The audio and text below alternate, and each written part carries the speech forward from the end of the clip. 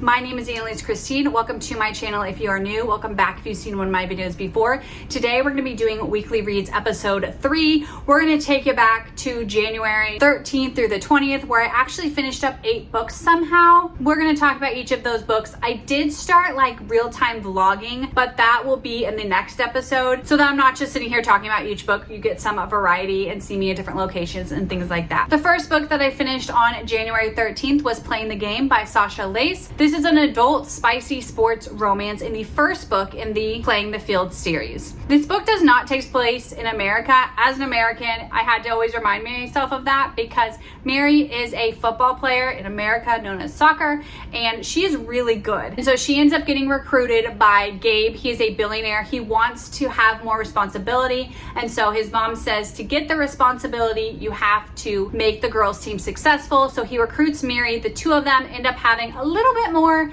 than a recruiter and recruit relationship. Mary definitely has a secret because she needed some money and something has transpired that she has not told Gabe. I enjoyed this book. I just felt like there was something missing for me, and I ended up giving it 3.75 stars. The book I finished on January 14th was Once Upon a Dream by Liz Braswell. This is a young adult fantasy Disney retelling, and it is retelling Sleeping Beauty. In these books, they take the original Disney story and kind of flip an aspect of it, and so Aurora ends up getting taken by Maleficent. And if you watch the Wandaverse, that's what it reminds me of because she's put in a like almost simulation and told some things that aren't true and kind of conditioned and made to believe that Maleficent loves her and is doing the best for her. One day she kind of figures it out that what she's living is not reality. So she goes on a quest to figure out what is true. On the way, she finds Prince Philip, and the two of them end up on a quest to figure out what is true and what is really going on. I end up giving this book 3.25 stars. The book I finished on the 15th of January was Now or Never by Janet Evanovich. This is the 31st book in the Stephanie Plum series. I have absolutely loved this series. Stephanie Plum is a bounty hunter. It's an adult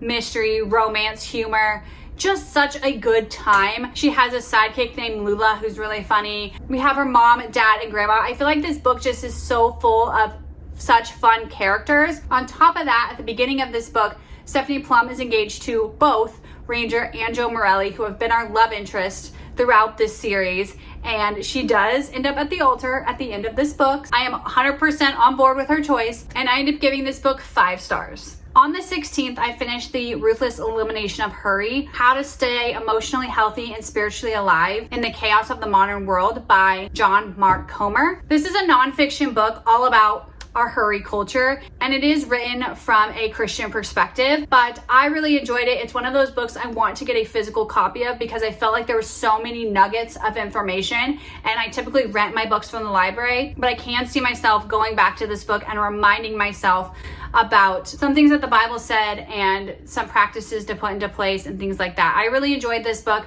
Would highly recommend if you feel like you're just busy all of the time, and I ended up giving this book 5 stars. I finished Did You Hear About Kitty Karr by Crystal Smith Paul. This is an American historical fiction where we are thrown into 2 timelines. The first one is more modern day, and Kitty Karr has passed away. She has left her fortune to 3 black women. The world is trying to figure out why. These women are trying to figure out why. And so then we're jumped back to Kitty Karr's past and explains why she left the inheritance to these women. We find out very quickly in the book that Kitty Karr was also black and was white passing, and with her being a movie star, she never came out and said that she was black, and so these women have to figure out if they are going to share Kitty Karr's secret or not. Kitty Karr's story was heartbreaking, emotional, but also had triumphs in it, and I ended up giving that book 4.5 stars. The book I finished on January 18th was Charlie and the Great Glass Elevator by Ronald Dahl. It is the second book in the Charlie Bucket duology.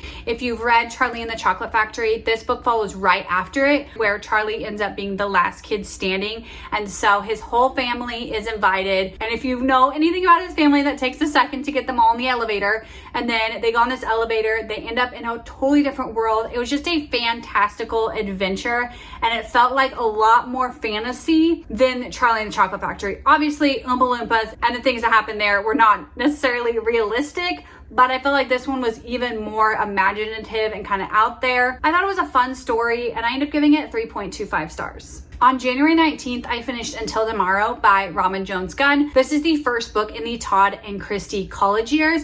I finished the Christy Miller series last year, which is like the prequel series to this. So it's fun to revisit the characters. They are now obviously in college. Christy is spending her first year in Switzerland studying, but also working at an orphanage. And so on one of her breaks, her boyfriend Todd and best friend Katie come to kind of explore Europe with her. They don't necessarily have a good plan starting out, and so it is a wild adventure as they are traipsing around Europe. We meet some other characters along the way, and this is a young adult Christian romance, and so Todd and Christy definitely have their share to talk about throughout the book, and there's definitely miscommunication. I end up giving this book 3.5 stars. The 8th and last book we're going to talk about is As Old as Time by Liz Braswell, and it's in the same series as Once Upon a Time, so it's a young adult Disney retelling, except in this book we are retelling Beauty and the Beast, and the twist here is what if Belle's mom was the one that cursed the beast? The story is going along quite as normal. We do get some look back in the past and kind of how Belle's mom